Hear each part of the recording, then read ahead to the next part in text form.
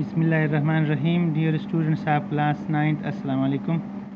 Students, आज हम isotopes के बारे में पढ़ेंगे। डिफिनीशन क्या है?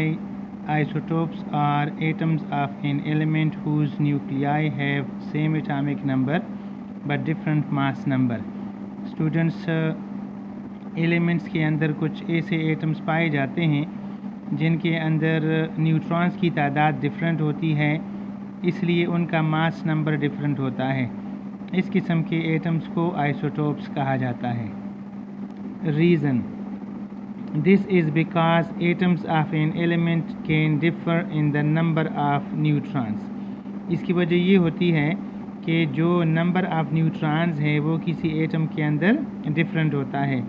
इस नंबर के डिफरेंस की वजह से फिर ये आइसोटोप्स कहलाते हैं। इनका मास जो है ना वो डिफरेंट होता है और एटॉमिक नंबर सेम होता है। For example, hydrogen has 3 isotopes. अब हम पढ़ेंगे हाइड्रोजन की 3 आइसोटोप्स के बारे में। Number 1, protium. प्रोटियम जो है इसको हम रिप्रेजेंट करते हैं H11 से, यानी इसका जो सिंबल है वो H11 है। ऑर्डिनरी हाइड्रोजन को हम प्रोटियम कहते हैं। This isotope has 1 proton, 1 electron and 0 neutrons। आप इसका स्ट्रक्चर देख सकते हैं।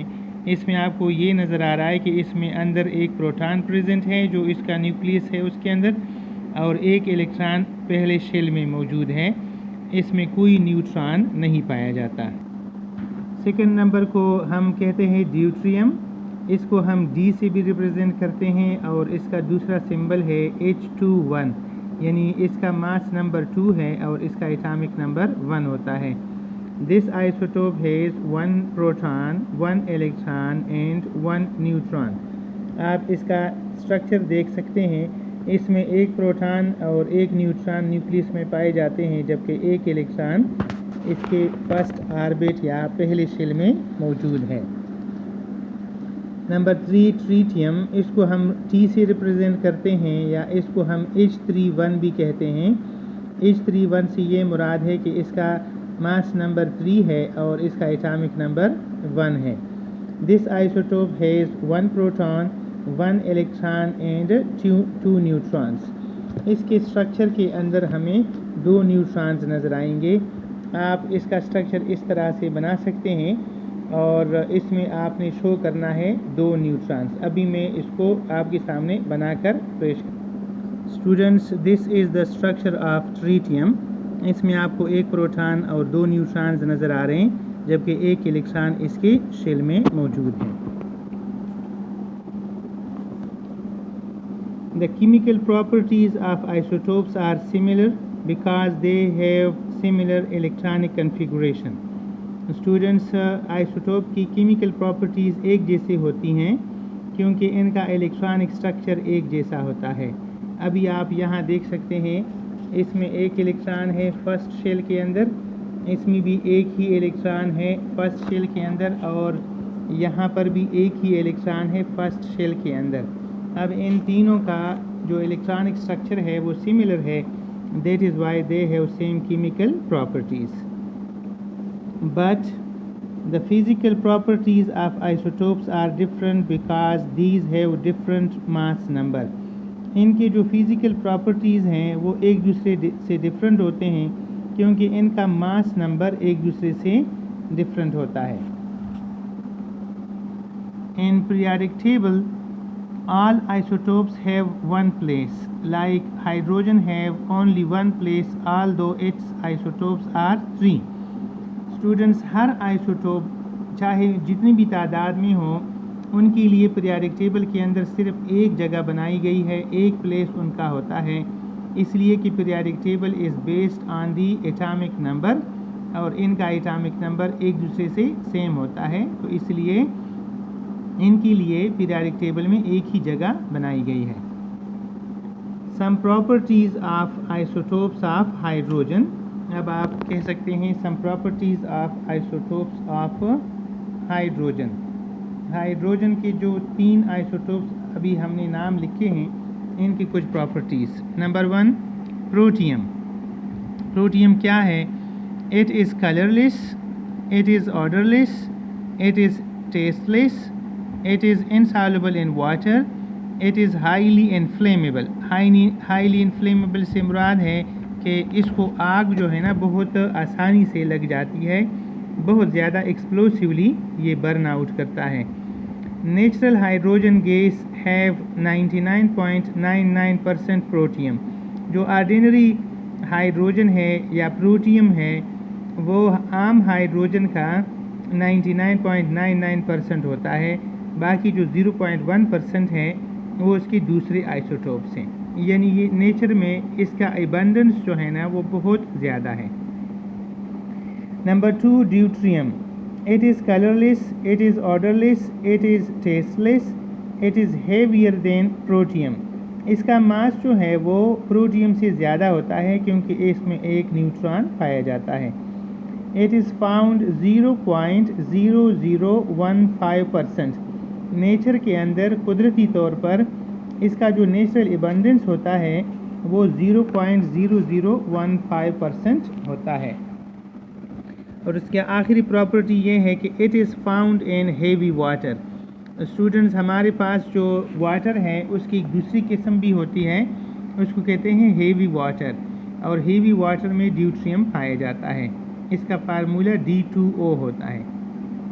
थर्ड नंबर है tritium. It is a radio active isotope and it's nucleus is unstable. Students, tritium जो है ये एक अनस्टेबल आइसोटोप है.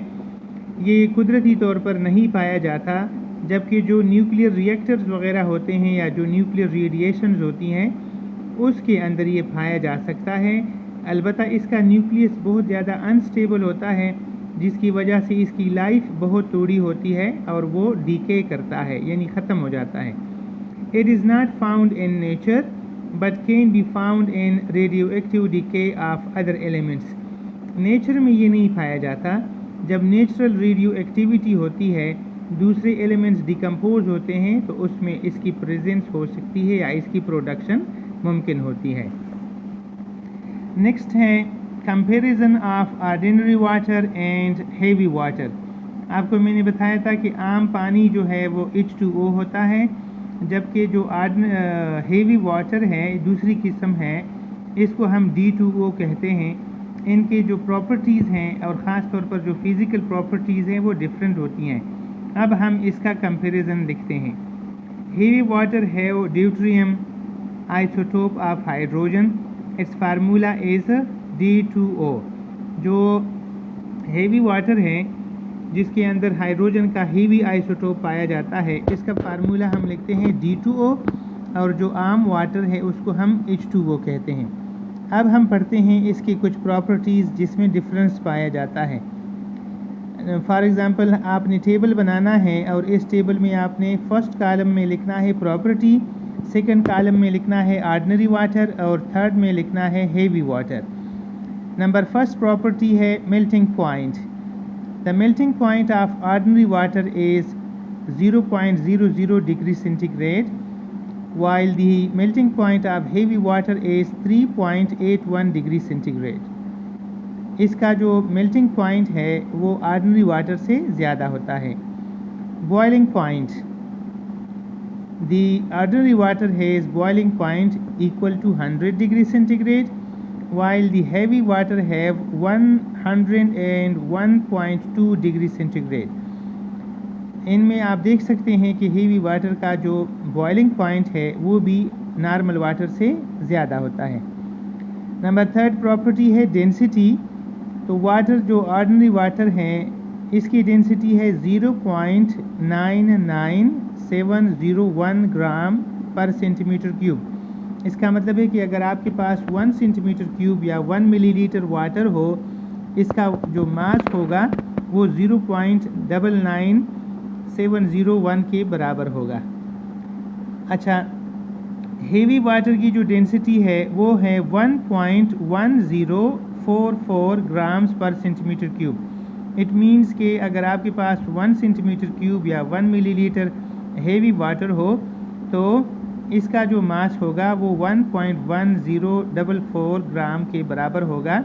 आप देख सकते हैं कि ये तीनों जो प्रॉपर्टीज़ फिज़िकल प्रॉपर्टीज़ हैं वो दोनों की डिफरेंट हैं, और हेवी वाटर की ये ज़्यादा हैं और ऑर्डिनरी वाटर की ये प्रॉपर्टीज़ लेस होती हैं। उम्मीद है कि आपको ये वीडियो पसंद आई होगी। इसके मुतालिक जो भी क्वेश्चंस हैं आप मुझसे पूछ सकते हैं। Thank you very much. और मेरे यूट्यूब चैनल को आपने लाजमी सब्सक्राइब करना है अगर आपने सब्सक्राइब अभी तक नहीं किया। Thank you very much.